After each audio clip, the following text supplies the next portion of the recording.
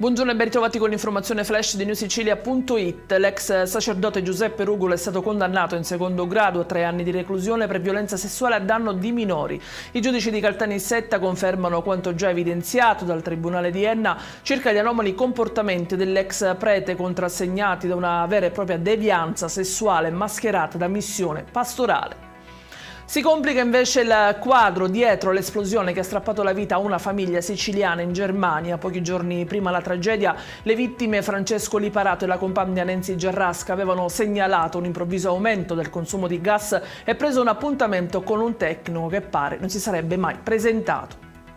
A una settimana esatta dalla scomparsa di Salvatore Alfio Privitera, 35 anni, catanese del villaggio Sant'Agata e padre di 2 bambini, la Procura di Siracusa ha deciso di conferire l'incarico al medico legale Giuseppe Ragazzi. L'esame autoptico servirà ad analizzare i resti umani rinvenuti il 6 gennaio scorso all'interno di una Volkswagen T-Roc trovata carbonizzata nelle campagne di Carlentini. Si è spento dopo 4 mesi Sergio Balsamo, 33enne, che era rimasto ferito in un violento scontro con una mucca mentre si trovava a bordo di uno scooter a Torretta, nel Palermitano.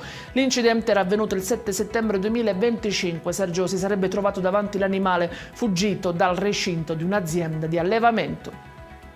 È in chiusura il ricovero di un modicano di 50 anni in rianimazione con un trauma cranico e toracico. L'uomo è arrivato in ospedale domenica mattina con lividi e ferite al volto. Fermata la compagna accusata di averlo picchiato e a quanto pare non era la prima volta.